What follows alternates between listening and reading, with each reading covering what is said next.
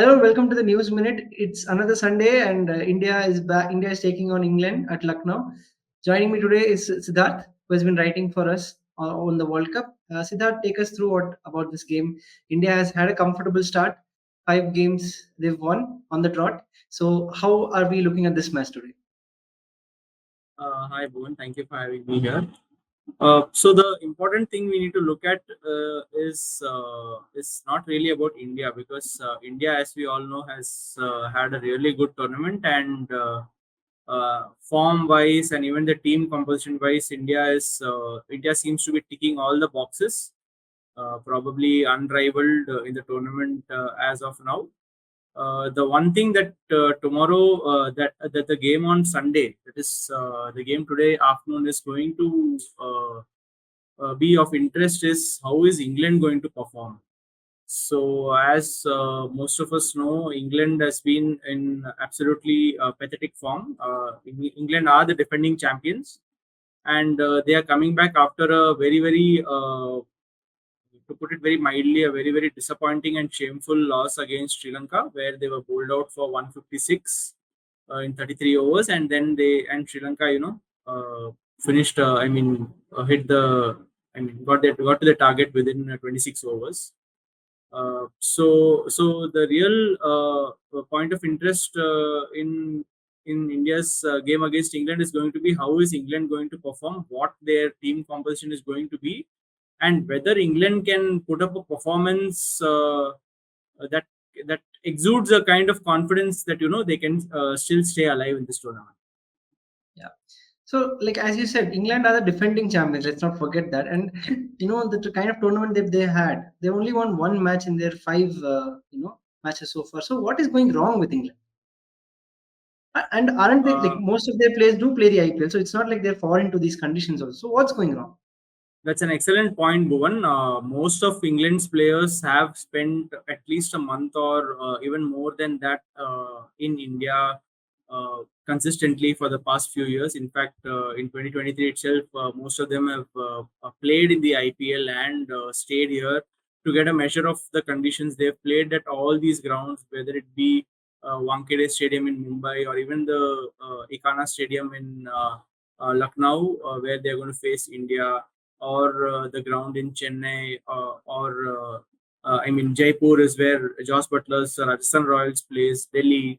So that's an excellent point to make. See, according to me, what is really going wrong is, and I've been, as you know well, talking to a lot of cricket fans. I follow a lot of cricket news and views on Twitter as well.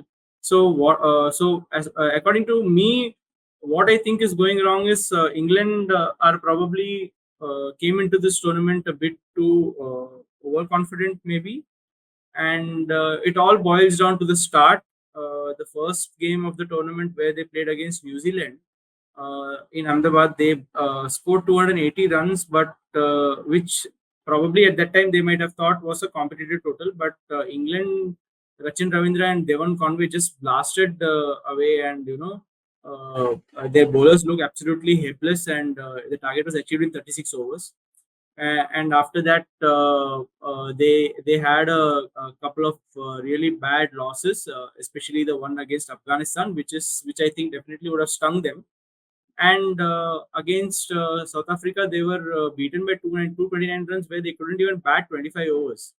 So what is going wrong is probably their batting is being a bit too aggressive, because that is what their baseball has followed in Test cricket. That is the kind of play they have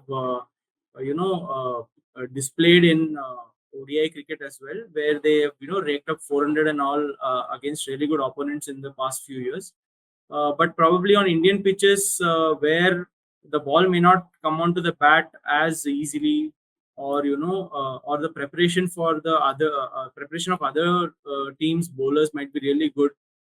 See, for example, when England played against Sri Lanka, Angelo Matthews was coming back into international cricket after a long time, and he was bowling only at 100 kilometers an hour. But still, England struggled I think Matthews bowled 5 overs for just 14 runs, picking up 2 wickets, and I mean there was a maiden in that as well.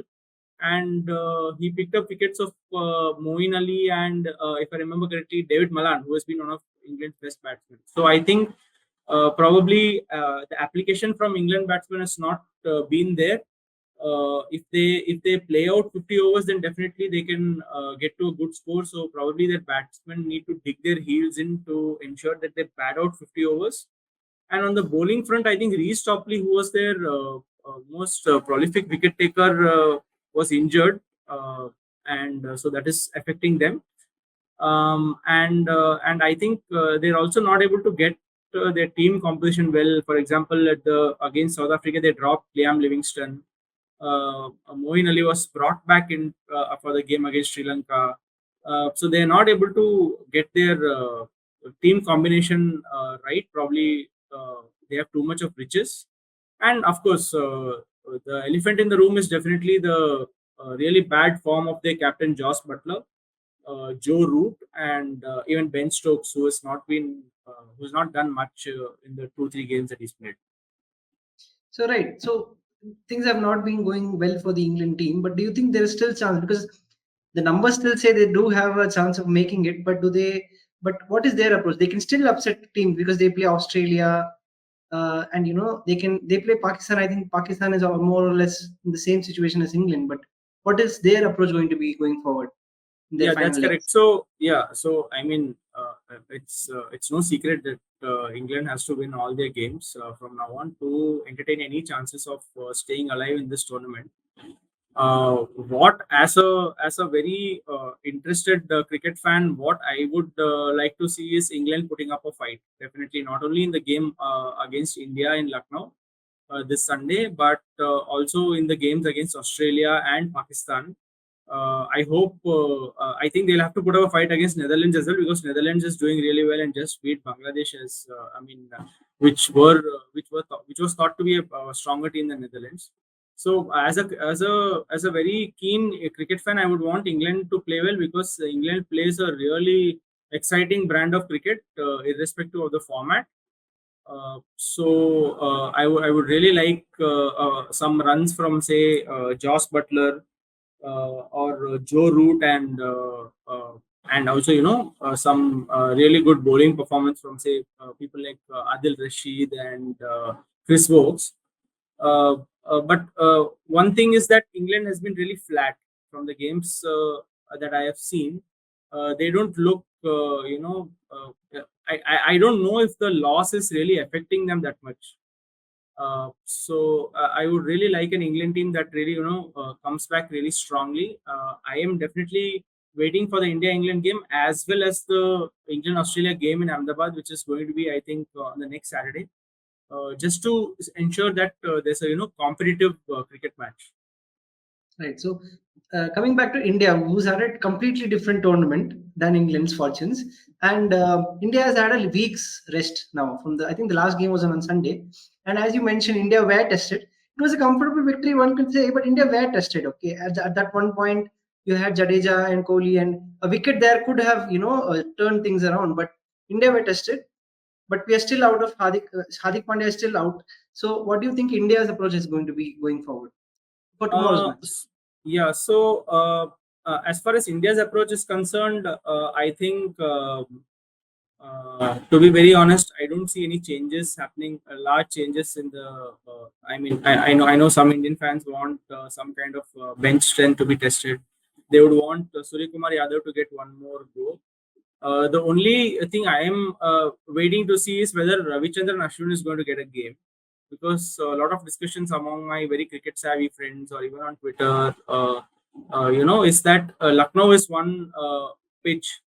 The ground in Lucknow is one pitch where probably, which will probably help, or rather aid another spinner. But the catch in that is already the Indian team has given a selection headache. Siraj and Bumrah, who were thought to be the two first choice fast bowlers. Uh, of course, Bumrah will definitely play, unless they want to rest him or something. But what happens to Mohammad Shami? who picked up, if I'm correct, a 5-wicket haul, right, against New Zealand. So what is going to happen to Shami? So if India is going to play 3 fast bowlers, then where does Ravichandran Ashwin come in? So that is the interesting selection headache. And as you rightly said, Bhuvan, India was tested against New Zealand, but some of the very hardcore cricket fans that I have been speaking to, or just my friends and just snatches of conversation even from strangers.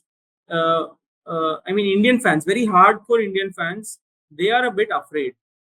They want India to be tested. They probably want India to even lose a game, so that complacency is completely ruled out. Because as you know, in the 2019 World Cup, India did really well going into the semi-final, but then lost against New Zealand. So Indian fans, maybe what in Tamil we call Billy Sunyam, they want a reverse Billy Sunyam. They are going for a reverse Billy Sunyam kind of thing. But do you think India has been chasing a lot? That's So correct.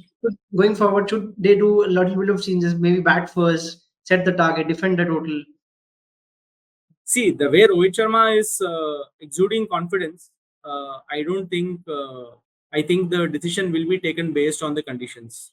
I don't think Rohit Sharma is going to think that okay, let's bat first just so that we are ready. I don't think that's going to happen. I think Rohit Sharma is very, very, very strategically very sound, as is Rahul Dravid. So if the conditions are such that he's convinced to bat first, then he definitely, I don't think any other considerations will be entertained.